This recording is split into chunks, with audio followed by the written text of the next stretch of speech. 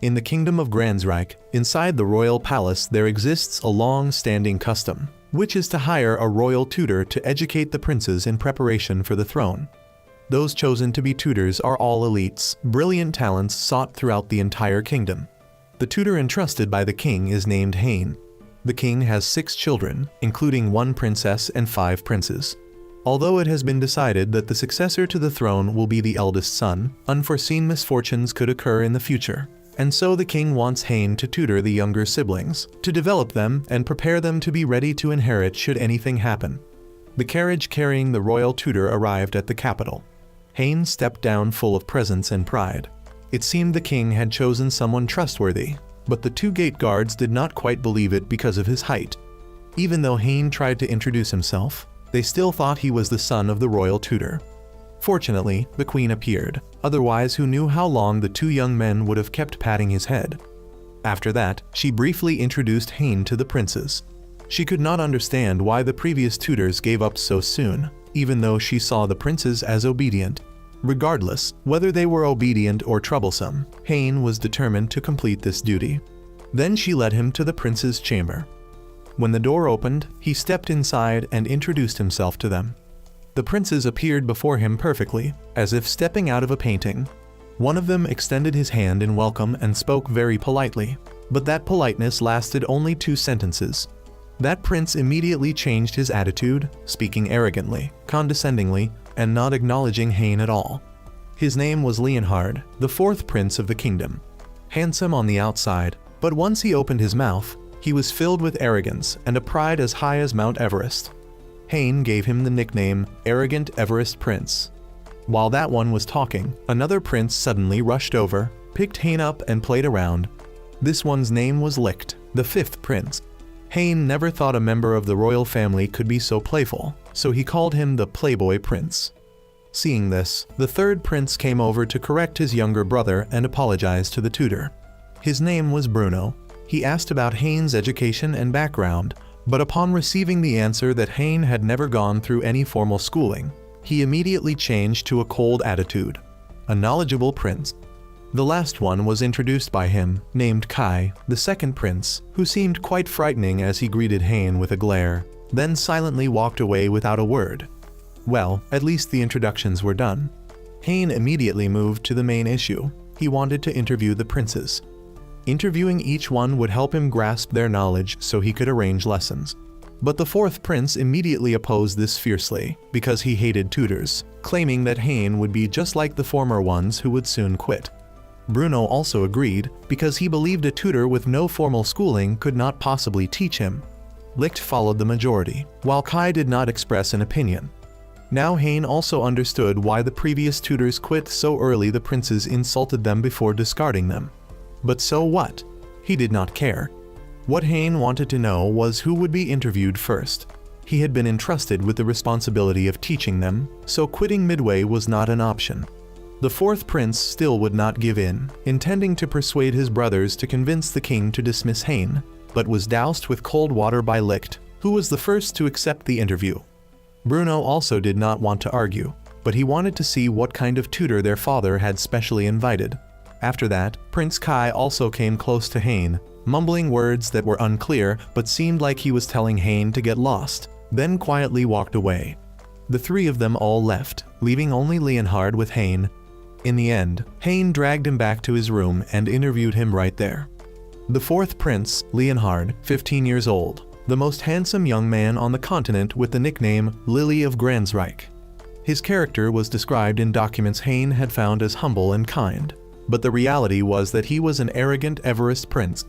The purpose of this interview was both to learn more about his personality and to evaluate his learning ability. But the difficulty lay in how to get him to take the test.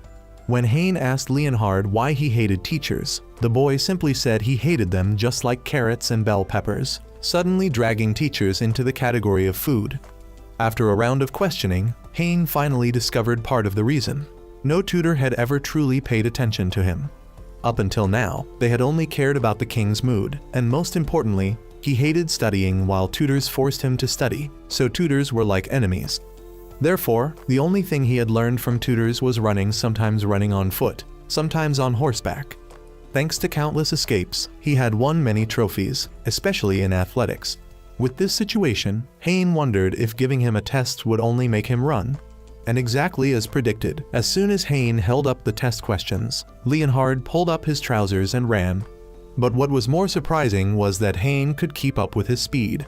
Although the main door was blocked, there was still the window. Leonhard tried to escape through it, but accidentally dropped his diary. Hayne quickly picked it up and crawled under a bench to read it. After reading a few lines, Hayne realized the diary was completely negative. Even trivial matters caused Leonhard to collapse into despair and disappointment. When Hayne crawled out and asked him about it, Leonhard denied it, claiming it was Licht's diary, so Hayne returned it to him. At that moment, Leonhard finally admitted it was his. With this weakness in hand, Hayne immediately used it to force him to take the test. In the end, Leonhard reluctantly but seriously completed it and filled in all the answers. After receiving the results, Hayne told Leonhard to meet him at 4 p.m. for their first lesson, then left the room. Leonhard was still sulking, thinking of how to ask his father to dismiss Hayne, when suddenly he heard the sound of the door opening. He thought Hayne had returned to beg him to attend at 4, but it turned out to be a maid bringing pastries. It was Hayne who had arranged to have them delivered as a reward for him. So Leonhard gave up telling the king, but still had not accepted this tutor. Now it was the next prince's turn, the wise Prince Bruno. The third prince, Bruno, 16 years old, had since childhood been praised as a prodigy with extraordinary knowledge. He was able to lecture in many fields and was considered a promising young scholar. These were the details Hayne had gathered. Entering his room, Hayne was a little surprised to see it filled with many kinds of books. But the important matter was how to get him to take the test. Unexpectedly, as soon as Hayne presented it, Bruno accepted and completed it immediately in just an instant. Not only that, but he also wanted to test Hayne's own knowledge and ability. Until now, every tutor had been inferior to Bruno. If Hayne could not prove himself, then he would be dismissed. Hayne thought carefully. Accepting the challenge was not a good idea, but suddenly Bruno commented that he never expected a royal tutor to be so small. Every time Hayne heard the word small, he felt offended. He accepted the test right away. The first challenge Bruno proposed was a game of chess. From a chess match, one could see many things about an opponent. Bruno, with his 100% win rate, was extremely confident. But with just a few simple moves, Hayne checkmated him. Bruno was left dumbfounded, unable to believe it. He continued with mental arithmetic. Again he lost. Switching to music, Hayne could replace an entire orchestra. In cards, he lost miserably again. Bruno became shaken and could hardly believe it. Finally, he pulled out what he was most confident in: knowledge. 100 difficult questions from many different fields, written randomly in 5 languages. But before he could finish explaining, Hayne had already handed in the answers, even correcting spelling mistakes. The result drove Bruno to despair. Since childhood, he had buried himself in study to stand out, and now he was defeated by a genius, leaving him confused. At that moment, Hayne noticed Bruno's research paper and asked to read it. After going through it, he acknowledged it and even gave advice to improve it. Seeing his hard work understood and recognized, even receiving constructive suggestions, Bruno became excited, collapsed to the ground, and called Hayne master with eyes full of admiration. From now on, Hayne is the person he respects most. It turned out Bruno's desire to test him was simply to find someone better who could teach him what he didn't know. But the whole thing about calling him master felt a bit strange. Hayne refused, but Bruno stubbornly insisted on calling him that. Luckily, at that moment, Licht burst in, asking if Hayne had finished the interviews, and then practically carried him off. If Licht hadn't shown up, Hayne wouldn't have known how to escape. That finished 2 of them. Next was Prince Licht. According to investigative information, Licht is the 5th prince, 14 years old, a handsome young man with a cheerful personality, very close to nobles from other countries. He often sneaks into town and stands out among the populace, especially women. He could be called extremely extroverted. Finally, they arrived at his room. Hayne seemed a little stunned by being carried upside down like that. Licht opened the door and introduced Hayne to everyone. Turns out they were his girlfriends, but being mistaken for a child isn't always a bad thing. When Licht said there was a small royal tutor, these girls were very eager to meet Hayne, but only for a moment because Hayne still had to interview Licht. Though a bit reluctant, they left to give the two of them some privacy. After all, it wasn't just Hein. Licht also had personal things to ask. Hein thought it would be about studies or his background, but what Licht was curious about was Hein's body parts. Being that curious and only getting slapped once in the face was fortunate. After that, Hein gave him the test, but Licht wouldn't concentrate and kept chattering nonsense. Hein reminded him to focus seriously, but Licht had already finished long ago. Then, just as Hein was about to go interview the last prince, Licht called him back to ask a question. If it had been the same sort of question as before, Hein would have refused. But Licht's question was, who is Hein, really? Other tutors were famous with grand titles, but Hein alone was extremely mysterious in terms of information. At that moment, Licht's gaze became incredibly sharp and penetrating, but the next second he returned to his usual playful demeanor. Licht's girlfriends poked their heads in to ask if the interview was finished. Seeing the two of them looking tense, they were told they were only discussing serious matters, so there was nothing to worry about. Hein arranged to meet Licht in the Great Hall at 4 p.m., then left. After Hein had gone a short distance, Licht opened the door again to watch, and Hein became wary he had been complacent with him. 3 princes were done. Now only the second prince, Kai, remained. 17 years old, a quiet person who rarely appears in crowds. After a period of fighting at the military academy, he was suspended, a figure known for a fierce temper. After knocking on the door for a while with no answer, Hein asked a passing maid and learned the prince had gone out and wasn't in the room. He then asked her about Prince Kai, but the maid didn't seem able to communicate much and knew nothing. The rumor that he was a frightening person seemed to be true.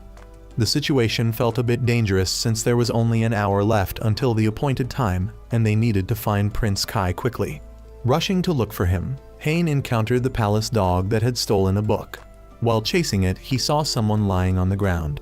Thinking it was a crime scene inside the palace, it turned out to be Prince Kai asleep. Hein recalled that earlier the prince had told him to get lost.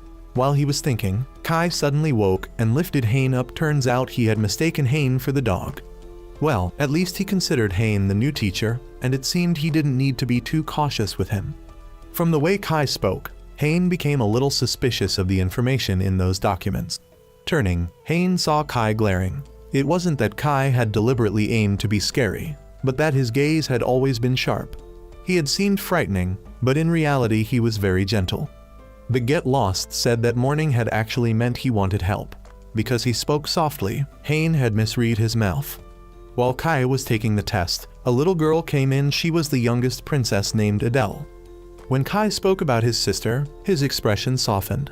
He confided in Hein that he cherished him, because among the tutors Hein was the first to speak to him, and that he would rely on Hein for his and his siblings' studies in the future. After handing in the test, he immediately fell asleep, a mature and gentle person completely different from the rumors. Instead of listening to such information, it would be more correct to feel it for oneself. Hein also received a new lesson useful for his royal tutoring work. In the Great Hall, Hein had finished grading 4 test papers, with 10 minutes left before the appointment time. He wondered if they would come. At this moment, Leonhard was sitting alone on a swing, thinking that if no one came, Hein would give up. Suddenly, Bruno ran past, saw him, and called him to go study together. Leonhard was surprised, since at first Bruno had opposed vehemently, yet now he respected the new tutor. However, having just broadened his horizons, Bruno had completely changed his attitude, becoming very respectful toward Hein. The more he heard, the more irritated Leonhard became, so he hurriedly ran away, leaving Bruno behind. With 3 minutes left until 4 o'clock, Bruno pushed the door open hastily and apologized for being late. It turned out he believed coming 10 minutes early to prepare was very necessary. Hein told him that coming at any time was fine, just not to call him master in front of the princes, otherwise it would be very embarrassing. The next to arrive was Prince Licht. He pushed the door open and called Hein's name in a familiar manner, which made Bruno irritated and jealous to the point of anger, while Hein found it normal since the prince's status was higher than his, so addressing him that way was not a problem. However, it should not be overly familiar.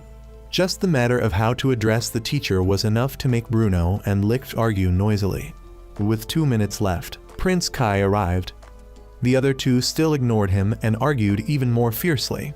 It was only when Kai stepped in between them and glared once that both fell silent. Then he loudly said both were good boys, making the two take the initiative to apologize. It turned out he was the mediator among the brothers. He wanted everyone to be close to each other. Although his appearance seemed a little scary, inside he was extremely pure, making the younger brothers unable to refute. Finally, the clock struck 4, and only the fourth prince, Leonhard, had not come. Licht suggested that the group study without Leonhard, but since it was the first group lesson, no one should be missing, so they postponed it to another day. Bruno could not bear to waste it, so he hurriedly went to find him. As soon as he opened the door, he saw Leonhard hiding behind it. Leonhard said he came only to see Hain's failure when Kai and Licht did not come. But unexpectedly, those two were now completely close to Hain. The reasons were quite odd. Licht's female friends liked Hain, while Kai thought the new tutor was small, soft, and cute. Now that all four had arrived, Hain intended to begin the lesson. Seeing this, Leonhard tried to run away but was held back by Licht. The first thing Hain did was return the graded tests. First was Bruno with a perfect score, then Kai with 87 points, Licht with 60 points, and finally Leonhard with 1 point. This shocked everyone. Bruno could not believe it, so he borrowed the test to check. Maybe the answers were filled in the wrong places. No. Maybe he was tired. No. Maybe it was due to little time. No, they all had the same amount of time. In fact, Leonhard took the longest. He got only 1 point for writing his name correctly. This made Licht laugh endlessly, but even if Licht had not laughed, everyone was speechless at Leonhard. Fortunately, Kai was considerate enough to comfort him. Although his head was a little dull, at least his limbs were well developed. After much comforting, suddenly Hain said this score was terrifying, which made Leonhard angry and sulky, dashing away. At that speed, there was no stopping him. But the important matter now was why Leonhard hated studying so much. It turned out that from long ago, he hated not only studying but also teachers. Back then, his first tutor had been extremely strict. Because he could not learn as quickly as his brothers, that tutor focused on him, creating a terrible pressure that left a deep wound in Leonhard's heart. Therefore, he grew to hate teachers and saw them as enemies. After hearing this story, Hain realized he needed to act immediately to change him. He would prove he was not his enemy. Then Hain walked toward the window, without a word flung it open wide and jumped out even though this was the 3rd floor. The scene was very cool, but Bruno's shout of "Master" ruined the coolness. Meanwhile, Leonhard was thinking that only running away could make him feel at ease. Thinking about it, no tutor had ever managed to catch up with him. Just then, he heard someone calling "Prince" from behind. Turning around, he was scared stiff when he saw Hain standing there riding a horse. It turned out that because Hain's legs were too short to reach the stirrups, he had an embarrassing posture like that. Hain asked Leonhard if he could stop the horse so they could talk, but riding in such a way was terrifying. Who would dare stop? With no other choice, Hain jumped across, hugged Leonhard, and the two fell into a bush. One would think Leonhard had fainted in fear, but in fact he was just gaping in astonishment that someone riding a horse for the first time had actually caught up with him. At this moment, Hain finally had the time and chance to explain the earlier matter. In truth, he had not meant to criticize Leonhard, but only wanted to talk, to find a suitable method to teach each individual, and to tell him not to be discouraged because of today's test. Everyone has their own weakness, and only those who recognize their weakness can become stronger. Hearing those words, Leonhard gradually opened his heart and accepted this new tutor. But a more important issue now was how to get back. The road was quite far, and if they walked it might take several hours. Meanwhile, back at the royal palace, everyone was terribly worried because they could not find the tutor and the prince. Bruno, impatient, tried to go search by himself, but was stopped by the guards. Luckily, the two were found before dawn.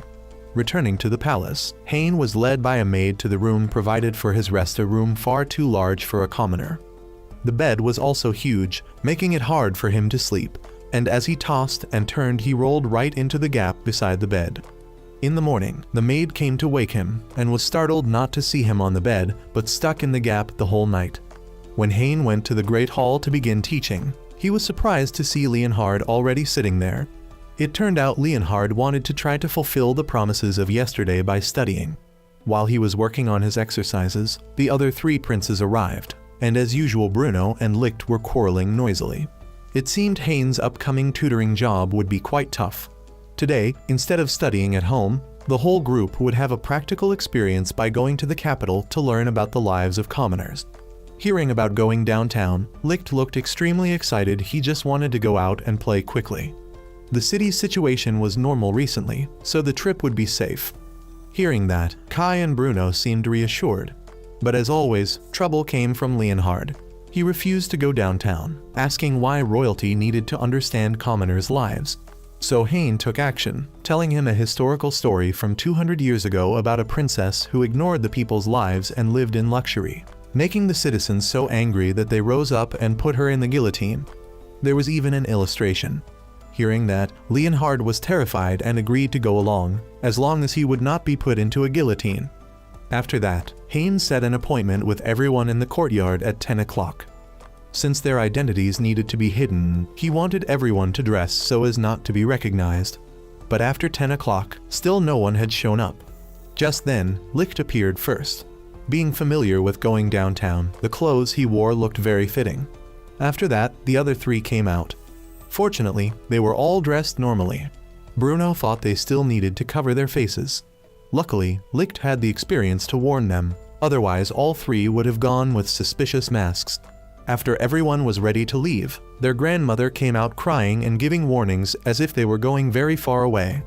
After traveling some distance, Hein had the group stop at a random alley, and from there they would go on foot. Since it was their first time downtown, everyone still felt unfamiliar except for Licht. Bruno even brought a map to check directions. Now Hein would begin assigning tasks for each person. He turned around and saw Licht whispering something to Kai. Then the whole group started strolling. Bruno clung tightly to the map, trying to memorize it and compare it with the scenery. Licht mocked him as an amateur, then volunteered to go first to lead the way. But the farther he walked, the more bewildered he became. It turned out that every time Licht went downtown, it was always his girlfriends who led and guided him, so now he had no idea where he was going. Moreover, this place was quite crowded. It was the Ring Road, the main street of the capital, and both the theater and the city hall were located right here. Thanks to such facilities, the city had a population of about 1,300,000. Therefore, they must not separate, especially Leonhard. It seemed Hein's story had really frightened him, so Hein held his hand to prove that as long as they did not reveal their identity, they would be safe. But while he was leading Leonhard, he saw Licht whispering something to Bruno, and when they arrived at the shopping district, Hein suggested everyone split up to shop. Kai and Bruno quickly separated to the places they wanted, while Leonhard awkwardly admitted he had never shopped before. Seeing that, the two of them took him to a department store. Licht whispered something again in front of Hein. Then, entering the store, Leonhard looked around and chose something he liked. His taste was truly terrible. He picked an ugly doll and even praised it as cute, completely incomprehensible. When it came time to pay, upon hearing the price of 55 cents, the boy, not knowing the denominations of money, just handed everything over. So Hein had to give a lesson right there. Luckily, Leonhard was royalty, or else he would have starved long ago. And fortunately, the staff they encountered were kind, otherwise there would have been nothing left. After that, Licht said he had some personal business and dragged Leonhard away. It seemed the princes were plotting something. Bruno was still absorbed in the bookstore, as if he wanted to buy the entire shop. Hein reminded him to choose just one book he really needed. Luckily, they met a kind shopkeeper who marked the books Bruno had chosen so he could buy them next time he came. Then the two went to meet Prince Kai. He said to go to the square, and upon arriving they were surprised to see many pigeons perched all over him. It turned out the boy had spent all his money buying food for the birds. Then Kai asked Hein if he wanted to feed them. As soon as Hein threw out food, the pigeons swarmed to eat, and then they even tried to lift him away. Luckily, Kai pulled him back, otherwise they would have lost a tutor. Suddenly, Licht called them over and pointed at a sausage stand, saying he wanted to eat. The group felt awkward not knowing how to eat it, so Hein demonstrated how commoners ate. Even with guidance, Bruno and Leonhard still looked stiff, while Kai and Licht ate heartily. As evening approached and they were preparing to return to the palace, an unexpected event occurred. A lazy thief snatched an old woman's bag and pushed her down. That made the princes angry. Yet the old woman only worried that her beloved grandchild was unharmed. Seeing the grandmother's concern for her grandchild reminded them of their grandmother the queen, which awakened a sense of justice in Leonhard. He intended to use his speed to chase the thief and make him pay, but Kai held him back. While everyone was still worried about the old woman, Kai had already chased down the thief and retrieved the bag. That made Leonhard feel embarrassed. Very quickly, the thief was arrested by the police and taken away. The old woman came to thank Kai with a bag of candy for helping her recover the purse. Leonhard also received a bag from her. Though he shyly said he had not helped at all, his brave act of standing up for a stranger was very praiseworthy. On the way back, Hein asked what they had learned, but all the answers were ordinary, showing they had not grasped the true lesson. What they should have seen was the smiles of the people here. Although bad people existed in a society of 1,300,000. There were 1,300,000 ways of life and personalities, and King Victor, their father, had worked so hard to preserve those smiles. If they became king in the future, they too must strive like him. Hein then noticed a strange bag beside them and asked what it was, but the group hid it and refused to say, as if they still had not completely accepted him. That evening, as Hein went for a walk to clear his mind, Leonhard suddenly carried him off somewhere. Knowing for sure they were about to play some trick, Hein poked his head in and said that whatever it was, he would not be surprised. But he really was surprised. The princes had prepared a welcome party for him, with the gifts they had bought that day. That night, Hein slept very well together with the presents he had been given. One night, while Hein was preparing lessons for the next day's class, he suddenly heard a loud commotion outside. A moment later, someone knocked on the door, saying that His Majesty, after being absent for half a year and now returning, very much wished to meet Hein and the princes. Early the next morning, Hein was escorted to the king's place. For some reason, he felt restless and anxious, and this uneasy feeling was shared not only by Hein but also by the princes. Although the princes all deeply respected their father, they also felt immense pressure. Only Kai was excited to meet the king, for his heart was as vast as the cosmos, the galaxy itself, so it was no surprise that their relationship was unlike an ordinary father and son. After the formal and ceremonial royal greetings, the king unexpectedly burst into tears. It turned out that the princes felt awkward because their father was so warm and emotional, which made them not really want to meet him much. So the god of war in legend was just like an ordinary father after all. Seeing his sons in harmony with their new tutor made him very happy. But the father mode was over, and now he would speak to them as the king. After reviewing the reports and test results of his children, he pointed out each one's shortcomings. The one who troubled him most was Leonhard. Yet Leonhard himself had forgotten what it was that troubled his father. It was that test with a score of 1 point. If things continued like this, his ascension to the throne would only be a pipe dream. Therefore, the king demanded that Leonhard retake the test and score at least 60 points, otherwise he would lose the right to inherit the throne. Normally, everyone was equal, but this was a special case, so he entrusted Hein to personally tutor Leonhard for 3 days, after which he would be retested. This shocked Leonhard greatly. He was not too concerned about becoming king, but what crushed him was that he had disappointed his father. Yet most of the blame lay with him, for he had driven away all the tutors before. But now things were different. He had a special genius tutor, not to mention his supportive brothers, all ready to help him improve. So everyone got to work immediately. The first step was to determine his level. Surely, he must at least know what 1 + 1 was, right? But in reality, he did not even know the most basic of basic calculations. This left everyone completely stunned, as if there were no hope. They told him to think again, and he answered 11. The more Leonhard spoke, the more speechless everyone became. They told him to use his fingers to count, and thanks to that, he finally realized the answer was 2. But when trying a slightly larger sum, he froze again, not knowing to use the other hand. Kai then came up with a clever idea: combine something Leonhard hated with something he liked, specifically having him study while running. This sounded more like a punishment. Then they tried asking someone Leonhard admired to teach him that person was Bruno. But as he listened to his older brother's lecture, his eyes sparkled and glued themselves to him, while his ears let not a single word in. This was hopeless. Out of options, they resorted to cheating, giving Leonhard the exact same test as before, so he only needed to memorize the answers. But did Licht really believe his brother could memorize all 50 answers in order?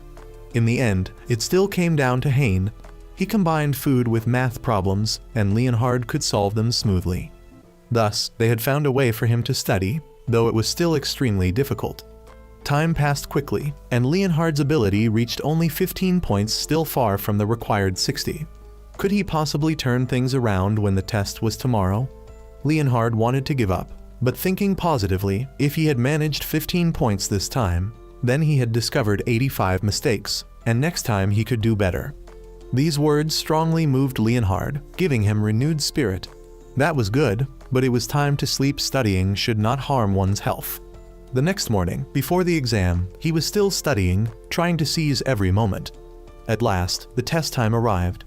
Leonhard was ready to face it alone. His 3 brothers silently cheered him on, and even Hein, deep in his heart, encouraged him. After the test time ended, Hein graded the paper immediately. The result was truly surprising. Leonhard had scored 59 points. Everyone was overjoyed and congratulated him, but they forgot that the requirement was 60. So, to keep the promise, he still lost his right to inherit the throne. However, something special always happens at the last moment. Hein had misgraded one spot. The paper should have received 1 more point because Leonhard had correctly written the name in Hein's unique grading style. Thus, luck still smiled on Leonhard, and he was accepted by the king. From then on, Leonhard also truly accepted this talented tutor. He extended his hand for a handshake, and Hein responded with the same kind of casual handshake Leonhard had once given. Hein thought that if he shook too warmly and affectionately, the little prince would just burst into tears again. This made Leonhard embarrassed and angry. That night, Hein came to meet King Victor with a bottle of wine. It was clear the two had known each other long ago, yet pretended to be meeting for the first time, saying they had only ever corresponded by letter. It made sense, because for Hein to become the tutor, Victor had to accept one condition: to keep Hein's past a secret. If it were revealed, Hein would vanish without a trace. One day, while walking through town to shop, Hein suddenly stopped in front of a cafe. Not thinking much, perhaps led by fate, he went inside. The server who greeted him startled Hein. It was none other than the 5th Prince, Licht. But the staff member quickly denied it, claiming it was a mistake, saying he often got confused for the prince because of his resemblance. His serious, professional way of speaking and working was also completely unlike the 5th Prince's playboy personality. After introducing the menu and helping Hein order, the staff member went in to inform the kitchen. But in truth, he really was Prince Licht. He feared that if people discovered this, they would mock him, saying he was not cool at all. Not to mention, a royal working as a waiter. If the king found out, he would definitely lose his right to the throne. But never mind, he just had to carry on as usual, adding a bit of acting to deceive Hein into leaving quickly. However, he got too caught up in his role and forgot that Hein was staring at him closely. He asked the owner if someone else could serve Hein, but the cafe's rule was that once a server attended to a customer, they had to serve them fully from start to finish. So Licht had no choice but to endure a little, thinking Hein would leave soon. Unexpectedly, Hein even pulled out a book to read, which felt like torture to Licht. At that moment, a small scuffle broke out between 2 young men, nearly injuring a girl sitting nearby. Luckily, Licht stepped in, rescuing the girl and showing his gentlemanly side. Then, taking on the role of a mediator, he calmed the 2 quarreling men. With a few professional gestures and words, he resolved both problems at once, drawing the attention of the entire cafe. Even Hein praised him. Licht thought he had managed to deceive Hein, but out of nowhere, a letter from Hein fell into his hands. That was the end. Worse still, not only Hein but also his father found out and demanded a meeting. The situation grew more and more serious. Hein could not simply stand by and watch things spiral, so he decided to intervene. The conversation between father and son was tense. Hein spoke up in defense of Licht, pointing out that his actions were serious and not at all frivolous. But the reason he worked as a waiter did indeed come from playfulness, because girls liked being served by a handsome waiter. At first, it had been extremely difficult and chaotic, but thanks to the kind and enthusiastic help of others, combined with his own effort, Licht had grown into who he was today. Because of that, he firmly refused to give up the job. King Victor insisted that, as a prince, such work was dangerous to his safety. Hearing this, Licht grew furious, believing his father cared only about the royal bloodline, not about him or his wishes. It had been the same in childhood when he suffered a high fever. His father never came to visit or ask after him. And now he acted concerned, pretending to be a good father, but what he truly cared about was only the family's reputation. Saying this, Licht stormed off in anger, convinced that his father would never understand him. The cafe was his only emotional support. Just as Licht was about to step back into the cafe, King Victor suddenly appeared, galloping in with Hein on horseback. Seeing his stubborn son refusing to listen, the king intended to go straight to the owner. Licht feared his father would use their father-son relationship to pressure the owner into firing him. But what came next left both Hein and Licht stunned. Victor actually asked to work a shift at the cafe. Despite both Hein and Licht trying to stop him, the king refused to listen and persistently persuaded the owner. Since there were still 5 hours left before closing, the owner agreed to let him try. This left Licht completely dumbfounded, the king working as a waiter. Licht himself had struggled and fumbled for days before becoming decent at the job, so surely his father would be fired quickly. But Licht forgot where he and his brothers had inherited their looks from. Though aged, Victor still radiated an irresistible charm in the cafe uniform, captivating all the women. Hein was left speechless, having nothing more to say to this king. As for Licht, the manager assigned him to train his own father. Having just argued bitterly with him earlier that day, now being forced to guide him left Licht flustered and unsure what to say. He thought there was no way Victor could become professional in just one evening. Soon a female customer requested service perfect for practice. Victor strode over, dropped to one knee before her, and spoke in sweet, charming words. Who could resist that? The woman fell head over heels for the king with 6 children. But that was just the beginning. Many more guests needed attention. A foreign customer asked questions that none of the staff could understand, but Victor stepped in, showing off his mastery of foreign languages, leaving his son gaping in shock.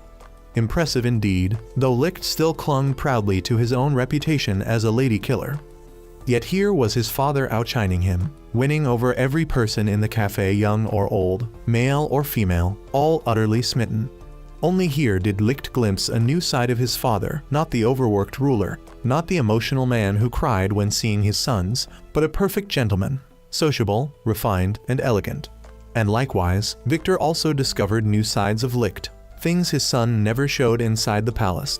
After the shift, all the staff, even the owner, begged Victor to stay on, saying his presence had made the evening delightful for every customer. But he instead pulled Licht outside for a private talk. There, he apologized for not truly understanding him. All along, what he worried about was not the royal family's honor, but Licht's life and health. Licht, in turn, regretted not seeing his father clearly. Even when buried in affairs of state, Victor had still come to check on him while he slept. Clearly, no father could fail to love his child. It was only that they had misunderstood how he expressed it. So Licht decided to quit his job at the cafe. Hein, silent until now, finally spoke. This cafe had greatly boosted his own work efficiency, and so he would continue to come here daily. Thus Victor need not worry about Licht's safety, since Hein would personally guarantee it. Hearing this, Victor agreed. From then on, Hein no longer saw Licht as a mysterious prince, but simply as a sharp and lively boy. A few days later, Hein gathered the 4 princes together to discuss a hypothetical scenario. He posed a situation. Suppose a jewelry shop was struggling and had to borrow money from the state. How should it be handled? Licht instantly answered that the state should just lend them the money. But his idea was immediately rejected, since the law clearly forbids the state from lending to individuals. Then Leonhard spoke up, suggesting they could call on citizens for help, each contributing a small amount until the full sum was collected. Though the idea wasn't entirely convincing, King Victor actually found it quite interesting. He even wanted to present it before the council, and so he asked Leonhard to write a detailed report for discussion. When Leonhard was praised, Bruno felt a pang of envy. Ever since he was young, he had always admired his father and longed to become a king like him. However, many believed that their eldest brother was the one truly worthy of inheriting the throne. To explain a bit, this family had 6 brothers. So far, 5 were known, and the eldest seemed to be talented enough not to require tutoring. Wanting to surpass his eldest brother, Bruno threw himself into studying. But now, he found himself jealous of Leonhard, worried that his younger brother might also be a genius like the eldest. Seeing Bruno troubled, Hein approached him to talk, but Bruno only shook his head, saying there was nothing worth worrying about. Not wanting to press further, Hein shifted the conversation to Bruno's upcoming thesis presentation at a university. Since it was a rather difficult topic, Bruno sought Hein's opinion and advice. After reviewing it, Hein commented that Bruno's thesis looked like a mere copy of a previous presentation, lacking any originality. What displeased him most were the numerous spelling mistakes scattered throughout, which he carefully marked. Hein believed Bruno was burdened by something, but since the boy wouldn't speak up, he chose not to force him. In the end, Hein gave Bruno a challenge to write a dissertation about the changes he wished to bring to the country, and if he failed to produce a proper one within 2 weeks, Hein would no longer consider him his pupil. That challenge became a powerful motivation, lifting Bruno's spirits. From then on, he shut himself in his room, working tirelessly on the dissertation. Whenever unsatisfied, he tossed aside the old draft and started anew. Night after night, he labored until he collapsed asleep at his desk from exhaustion. When the day came, Leonhard submitted his report to their father, while Bruno gave his to Hein. Bruno's exhausted face alone showed how hard he had worked, and the result exceeded Hein's expectations. He found Bruno truly worthy of being his pupil, and with this dissertation, Bruno could confidently present at the university. Bruno went to the university and began his presentation. He didn't want to disappoint Hein. When it ended, he felt a little disheartened seeing no immediate reaction, but then the audience burst into applause, restoring his self-confidence greatly. Someone even invited him to present at their school afterward. At that moment, Bruno's third idol appeared, the professor himself. Impressed by the presentation, he invited Bruno to a meal, where he suggested that Bruno abandon the throne and join him in becoming a scholar. Meanwhile, Hein waited for Bruno to return, and when he saw the carriage bring him back, a count appeared as well. This man introduced himself as Rosen, aide to the first prince. Rosen informed Hein about Bruno's meeting that evening. Bruno, still conflicted by the professor's offer, heard him bluntly say that his chances of inheriting the throne were nearly zero, since the eldest brother was clearly the most promising. Before leaving, the professor gave Bruno 1 week to give a decisive answer. Inside, Bruno remained hesitant, for he always yearned to be a king like his father. Yet, when he happened to overhear Victor lavishly praising Leonhard's report, Bruno felt even more disheartened, losing all confidence. For a whole week, he sank into self-doubt, unable to decide. One day, Hein happened upon Bruno while he was out walking a dog, or at least something that didn't quite look like one. Hearing Bruno pour out his worries, Hein gently said that becoming a scholar was not something lesser. Hein knew he had no right to decide the future for the 4 princes, but he still hoped Bruno would think carefully, because if not, then one day, when old age and illness struck, he might end up bedridden, regretting the choices he had made. After many days of thought, Bruno finally found clarity and discovered his own answer. He went to meet the professor and expressed that he would attend his school, but not right away. Bruno wanted to wait until he was truly mature and more seasoned before pursuing the academic path. After all, his greatest dream was still to become a king like his father, and he would not give up on that dream, no matter how slim the chance might be. Hearing this, the professor smiled, showing understanding and respect for Bruno's determination. He gladly accepted the answer, and even said that Bruno could visit him anytime he wished. After that, the professor departed, leaving a quiet space behind, and at that very moment, Hein appeared. He looked at Bruno with deep admiration, for that unwavering resolve strengthened his trust in him. Hein expressed his desire to stand by Bruno's side, walking with him toward the goal of conquering the throne. However, the news that Bruno had not abandoned the throne soon reached Rosen's ears. Upon hearing this, he shifted his focus, deciding instead to eliminate Hein. From then on, Rosen ordered his subordinates to secretly gather information on him. One quiet night, Kai came to Hein seeking advice. Shortly after, Bruno and Leonhard also arrived one after another, each with something they wanted to ask. Seeing his 3 older brothers together, Licht refused to sit idly and followed in as well. He immediately raised a completely foolish question. If one had to choose between a beautiful girl with a flat body or a girl not so striking in looks, but with a full bust, who should be chosen? Hearing this, Bruno frowned and snapped that Licht had better go to sleep right away for the sake of protecting women in the world. Hein, however, paid no mind to such nonsense and quickly returned to what Kai wanted to say. Kai didn't hide anything and honestly admitted that Victor had asked him to train and improve his communication skills, yet he didn't know where to start. Indeed, all 4 princes had their own weaknesses. Licht was far too unserious, Bruno was still rather lacking in confidence to become king, Leonhard had no personality issues but was weak in arithmetic, and Kai's only obstacle lay in communication. Within the family, everything was fine, but with servants or guards it was a different story. For example, whenever passing by and being greeted by guards, Kai's cold gaze made them feel as if he wanted to attack them. And when dealing with servants, his stern expression looked as though he was scolding their work. Kai didn't say these things, but others easily misinterpreted his face. Afraid of making people avoid him, he often said nothing, and the more silent he was, the more frightened they became. The next morning, Hein would take Kai to practice communication. The following morning, the 3 princes brought Adele to meet Hein. The little girl sulked, saying she wanted to go to the zoo because the puppy at home had ruined her favorite painting. Hearing this, her 3 brothers felt awkward since the zoo was rather far and they didn't want the trouble of going. But seeing their sister about to burst into tears, they gave in and decided to take Adele to cheer her up. Hein thought it was also a good idea, especially since the trip could be a good opportunity for Kai to train his communication skills. The first thing Hein said was to practice making Kai smile. He tried to demonstrate but was too stiff, to the point that Leonhard had to step in and do it instead.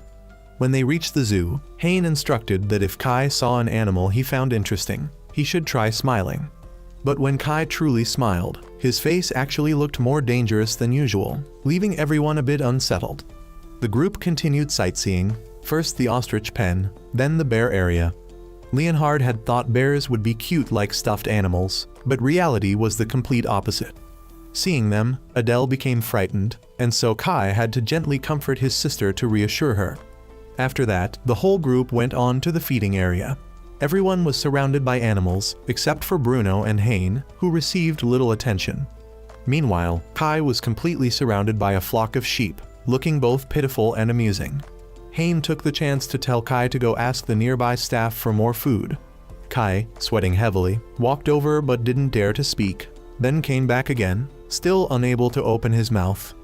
Just then, Adele cried out because a rabbit had bitten her, causing the group to immediately take her home. After that incident, Adele made peace with the puppy in the house, realizing she had overreacted and unfairly gotten angry at it.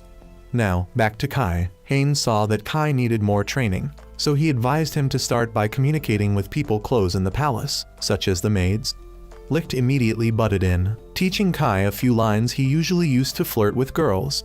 Though a bit ridiculous, Hein thought it could be worth a try, so Kai mustered all his courage and went to talk to 2 maids nearby. He confidently repeated the phrases he had just learned, but his usual stern gaze still scared them off, making them run away in fear. Not long after, Kai came across a maid struggling to carry a heavy tray. He immediately stepped in to help. From then on, Kai began assisting many others in the palace. However, because of his cold appearance and somewhat stiff manner, his kind actions were misunderstood by the guards.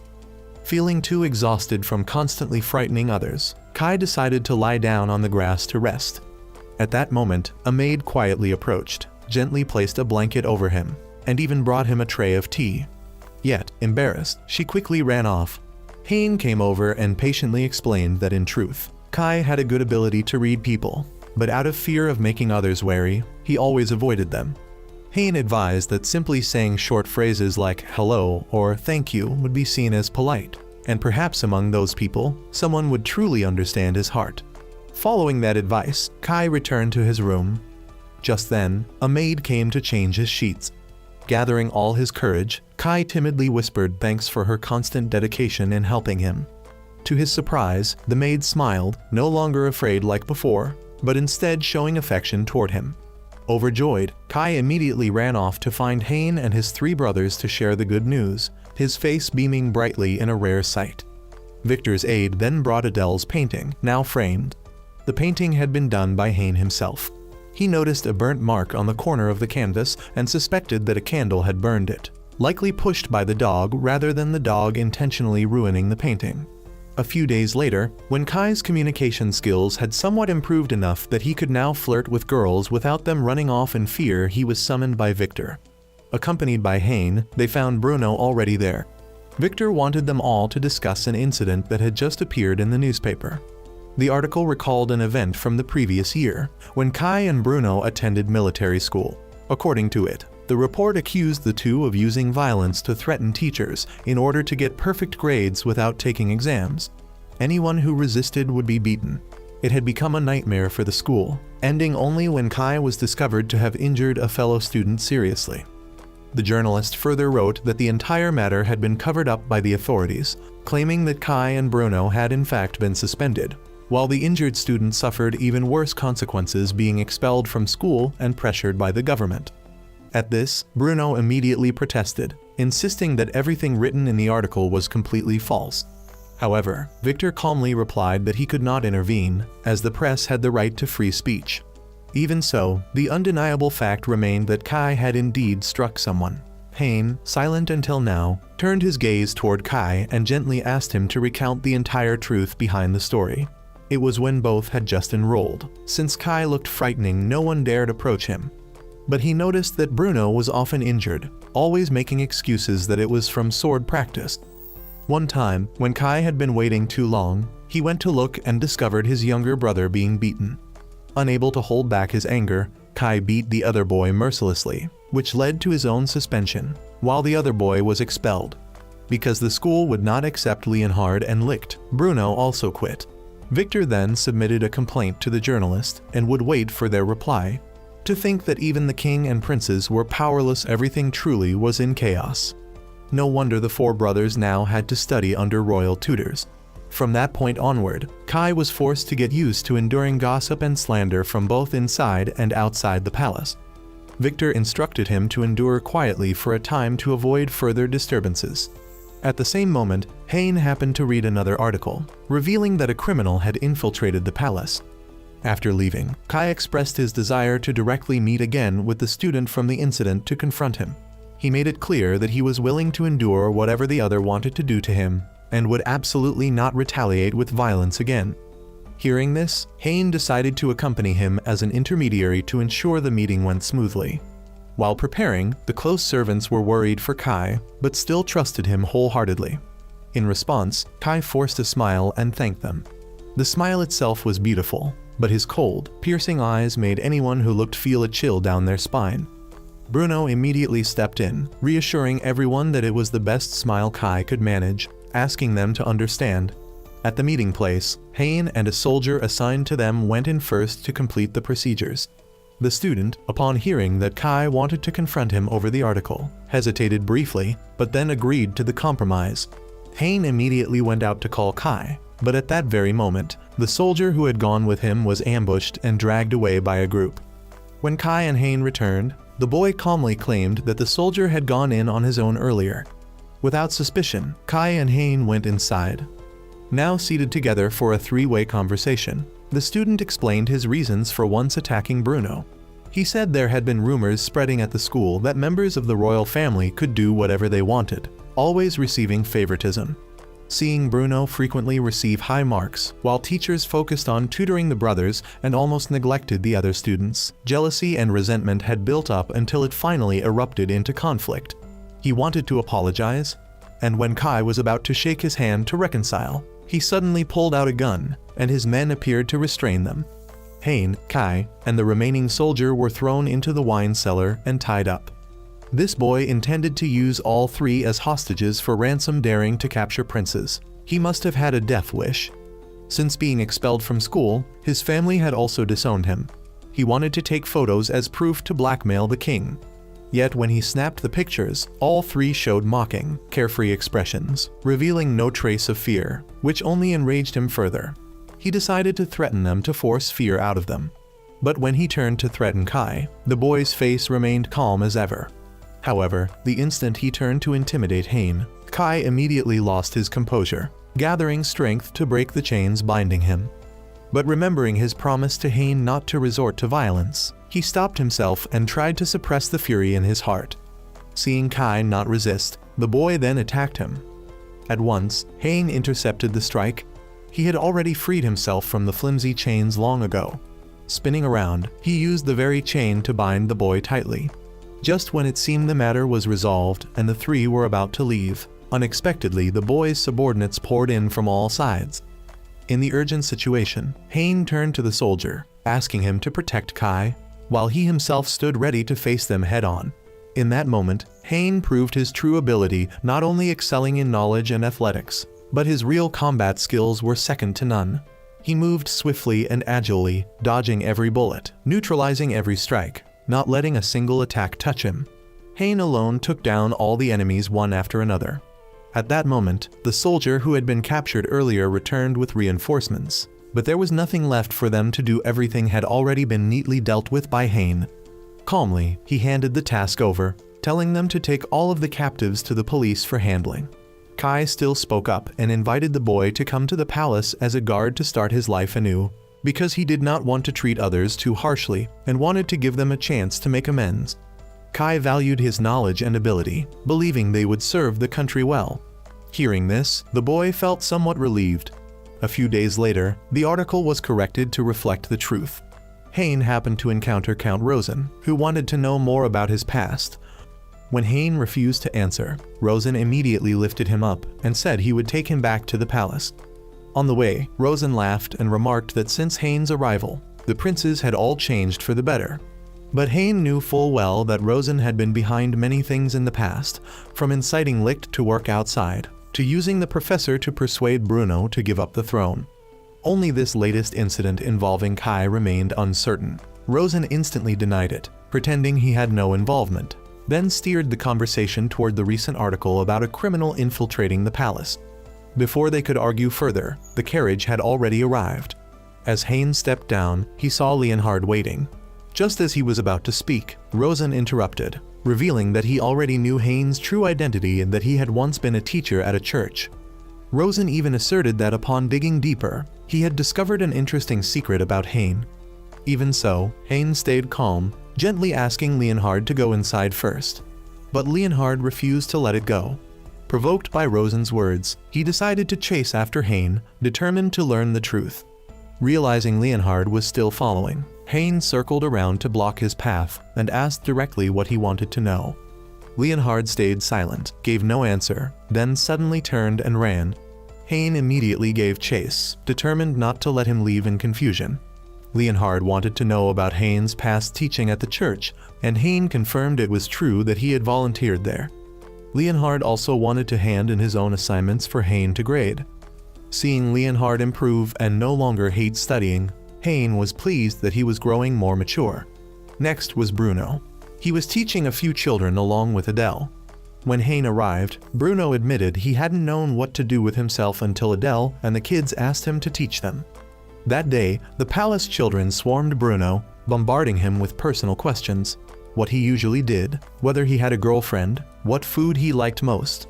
Faced with the barrage, Bruno stayed silent and evasive, unwilling to reveal anything. The excited children quickly grew disappointed, their faces dropping in boredom. Seeing this, Hain reminded him that if he kept such a distance even from a few children, unable to guide them, then how could he one day lead an entire nation of subjects? Hearing this, Bruno nodded slightly, then gradually opened up, telling stories and chatting warmly with the children, bringing the lively atmosphere back. Next was Kai.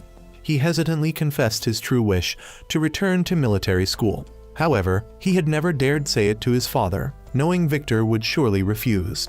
Still, Kai longed to go back, to start over and learn how to talk with others.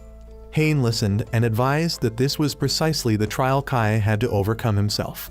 If he truly wished to become king, then first he needed the courage to face Victor and persuade him personally, instead of relying on Hain. Finally came Licht.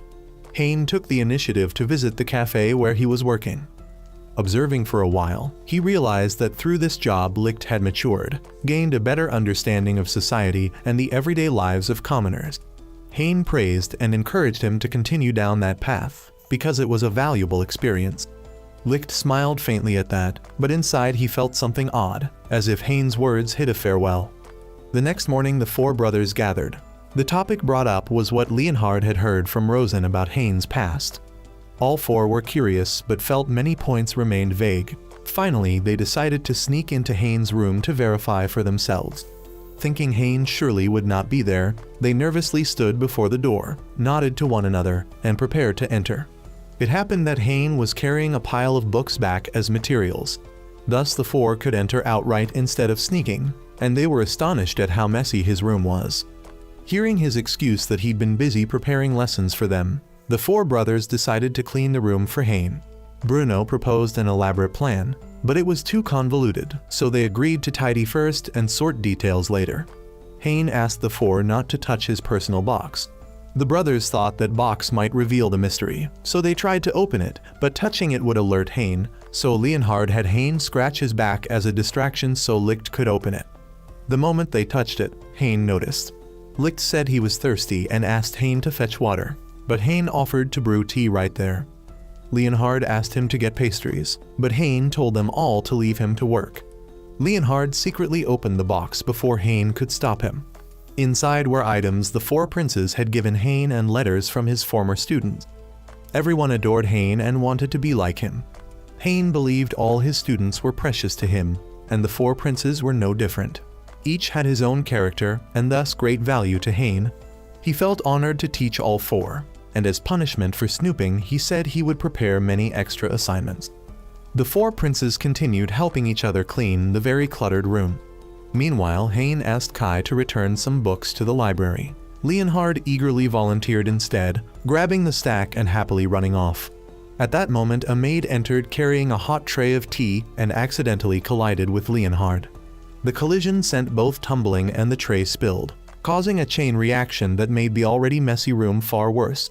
Seeing this, Hayne moved to help, but the four princes insisted they wanted to do it themselves and blocked him, saying this time they would handle it. They pushed Hayne back to his desk while they patiently cleaned. Hours passed into evening, and after much effort the room was finally tidy.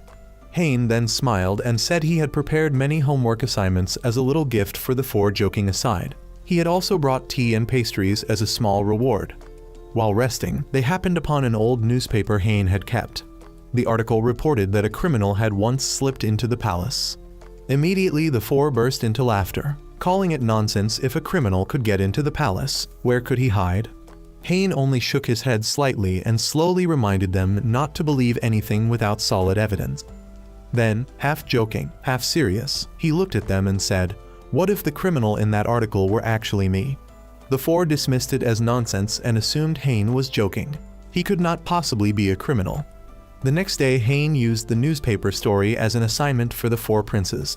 He sternly warned that such news must never be taken lightly, because if one day they became kings and ignored rumors like this, they could unintentionally put the whole country in danger. The task he set was, each of the four must go into the city or use their own method to investigate the incident reported in the paper. Kai was the first to speak. He wanted to directly meet the person who had written the article. However, upon examining it closely, the paper did not specify the author's name. Even so, Kai learned the identity of the one who had revised the draft, so he decided to meet that person to inquire further. By the end of the day, he returned with one important piece of information. The original author had resigned immediately after finishing that article, and at present no one knew his whereabouts. Licht still acted dismissive, believing the matter was not worth their concern. In contrast, Bruno found it extremely suspicious, so he was adamant that they had to track down the author. The next day, all four brothers searched everywhere, asking questions in many places, but still gained no results. Unexpectedly, it was Licht who discovered a clue. Excitedly, he revealed that the author had changed his name and had on occasion appeared at the city's Great Hall. Wasting no time, all four went there and lay in wait until he left. They quickly intercepted and captured him. Under harsh threats that if he did not speak the truth he would be eliminated, the man was forced to confess. He admitted that he had merely received an invitation from a mysterious figure. Because of the dim light, he could not clearly see that person's face, only remembered that the stranger asked him to write an article implying that before King Victor's enthronement, a criminal had once appeared at the Harvest Festival, and now that criminal had slipped into the palace. But when he went to investigate, he found no information at all, so he suspected it was fake news. The four brothers entered the palace archives and found records of criminals at the harvest festival. And then Bruno accidentally discovered Hane's name. He had been arrested on charges of kidnapping and attempted assassination of a prince. The incident had taken place before Victor ascended the throne, and that very prince had been Victor himself in his youth. Unwilling to accept the truth, the four brothers sat down to deliberate once more. At this point, they were nearly certain that the criminal mentioned in the article was none other than Hane.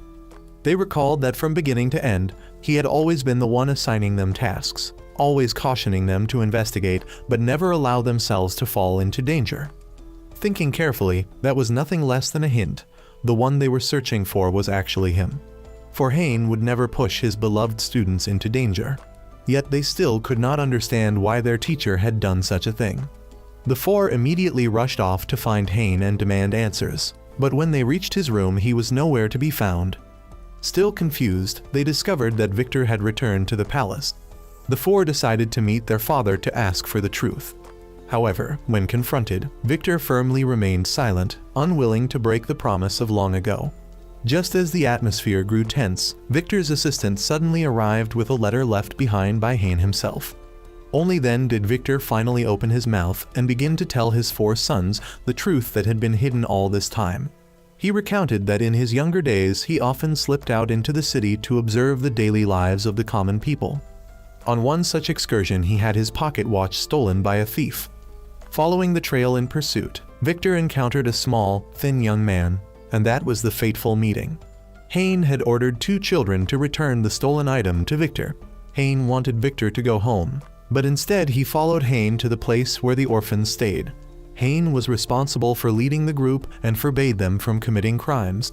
Seeing Victor hungry, Hane gave him an apple, but Victor only took a bite before passing it to a nearby little girl. In the days that followed, Victor repeatedly snuck out of the palace to help Hane. He taught Hane ways to earn money to care for the children. Witnessing this reality, Victor pledged to himself that he would change the country when he ascended the throne.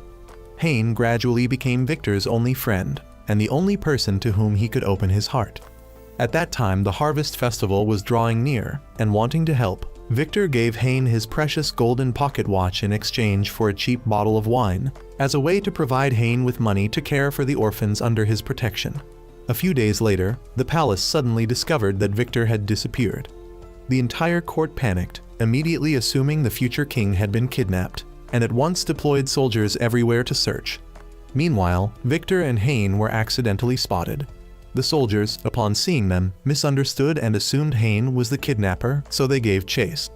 During the pursuit, Victor's golden pocket watch fell to the ground. That sight only reinforced the soldiers' conviction that Hane was the culprit who had abducted the prince. They all drew their guns, firing warning shots to force him to stop. Yet in that very moment of danger, Victor rushed forward, using his own body to shield Hane. Forced into a situation where collective punishment loomed, the soldiers, unwilling to bear responsibility, fabricated the claim that Hane was using Victor as a human shield to escape. That slander ignited Hane's fury, and he fiercely fought back. Only when Victor shouted loudly did Hane finally hesitate, and immediately after, he was bound and dragged into prison. During his days in jail, Hane neither resented nor tried to justify himself. He only prayed quietly, wishing for Victor's safety and peaceful return to the palace. Then, after Victor recovered, he personally came to the dungeon to free Hane. Once the truth became clear, Victor explained everything to his father, and Hane was fully pardoned. 1 year later, after Victor officially ascended the throne, as a gesture of gratitude, he had a church built where Hane could teach. From an orphan boy who had once been illiterate, Hane grew to become a respected teacher, admired by all as he was now. Even so, between Victor and Hane existed a secret pact. They decided never to reveal the truth of that year, for they knew it would only stir unnecessary disputes. And if the day came when the truth had to be exposed, Hane would leave the palace. Now that moment had arrived. Hane quietly left the palace and resigned from his post as royal tutor. He did not want the people to know that the future princes of the kingdom had been taught by one who once bore the status of a criminal. That was why he chose to depart, preserving the honor of the royal family as well as his own. Tomorrow would be the final lesson, so Victor instructed his sons to prepare thoroughly. That night, all four princes tossed and turned, unable to sleep. By the next morning, they went together to the classroom where Hain was already waiting. When they met him, the four recounted that Victor had explained the misunderstanding from long ago. Yet Hain did not want them to look at the matter purely with emotion. He sternly reminded them to try placing themselves in the position of a king and consider, if indeed a criminal had slipped into the palace, what would they do? Hearing this, Licht was the first to answer. He did not hesitate, saying directly that he would surely drive the criminal out. Hain nodded slightly, then explained further that his purpose in accepting the role of tutor had been to train all four to become worthy kings. A true king must never allow emotions to override reason when making decisions. He then turned to assess each one of them. To Leonhard, he admitted that though at times he was foolish, his strength lay in his ability to recognize his own flaws. Moreover, Leonhard possessed exceptional imagination and capability, traits that would help him become a good king in the future. As for Licht, Hain said he was humble, treated everyone equally, and always knew how to listen. If Licht one day ascended the throne, the country would become a place where no one suffered discrimination or prejudice. Next was Bruno, a man of great knowledge who never neglected his studies and could convey learning to others, with sound judgment and decision-making ability. When he became king, he would bring about a just nation. Finally came Kai, a man with a compassionate heart and the strength to overcome adversity. If he became king, he would use that strength to bring peace to all people. And with that, the final lesson came to an end. That afternoon, Hain officially left the palace. By evening, Victor entered the room to see his four sons. He immediately realized that each carried a heavy heart, none of them cheerful at the departure of their teacher. Victor sighed softly, then informed them that a new tutor, recommended by Count Rosen, would soon arrive to take Hain's place. He only hoped the four princes could get along with the newcomer and continue their studies. Yet all four immediately opposed. In their eyes, aside from Hain, no one could ever be worthy of that role. Thus, upon learning that the council had not yet reached a final decision on the appointment, they discussed together and firmly resolved to present their opinion before the council themselves. Their goal was not only to defend Hain, but also to prove that he was truly the perfect choice for the position of royal tutor. They understood clearly that a royal tutor was not merely a teacher of words and knowledge, but also one who guided the princes step by step toward maturity, worthy of the throne. Therefore, if all four could prove before the council that they had truly changed, matured, and advanced under Hain's guidance, then the council would have to acknowledge it and agree to let him remain. Together, they prepared a presentation persuasive enough to win the council's ear. Victor, too, was pleased that his sons made such an effort. Meanwhile, Hain had returned to the church. Victor went to see him, greeted him, and informed him that this afternoon there would be a meeting to select the new tutor, and that the four princes were plotting something. Hain wanted Victor to stop them, to keep them from doing anything foolish. But Victor refused, saying that if Hain wished, he could attend the meeting and see for himself. At that very moment, Rosen stood up to nominate another candidate for the tutor position. That person quickly gained support from many council members, and they even considered appointing him on the spot. Yet unexpectedly, the four princes appeared. By law, they had no right to directly nominate a teacher, only to recommend one. The final decision still belonged to the council. Even so, they firmly voiced their wish. They wanted Hain back. Rosen immediately struck back, exposing Hain's dark past, claiming he had once been a criminal, and further pointing out that he held no official qualifications. This only fueled the discontent of many council members. However, the four princes did not falter. One by one, they rebutted, affirming that everyone makes mistakes in the past, but what truly matters is how they rise and change. They emphasized that this time, they were no longer thinking as naive children, but as heirs to the throne. That was why they did not want a wrong decision today to lead to grave consequences for the kingdom in the future. Finally, all four invoked Hain's final lesson, that a king must never allow emotions to override reason, and must always aim toward building a strong nation. They declared that only thanks to Hain had they truly understood and realized this, and that only Hain was qualified to guide them on the correct path to becoming worthy kings. Their speech was praised and applauded by the crown prince. From above, Hain heard every word of the four princes, and he could not help but be moved. All that he had planted over the years had at last borne fruit. The four once immature pupils could now stand before the council and speak with the composure of true heirs. When the session adjourned briefly, Victor stepped outside and unexpectedly ran into his eldest son along with Count Rosen. The Crown Prince could not hide his astonishment upon learning how quickly his younger brothers had matured. At that moment, Victor was summoned back inside to participate in the vote. Before leaving, the Crown Prince spoke out directly, forbidding Rosen from interfering any further. He wished to compete fairly with his younger brothers, not relying on Rosen's schemes. The following day, the final decision was announced. The royal tutors stepped into the familiar classroom. When they saw that it was Hain, the four princes sprang to their feet at once, faces radiant, cheering in welcome. They were overwhelmed with joy to greet their teacher's return.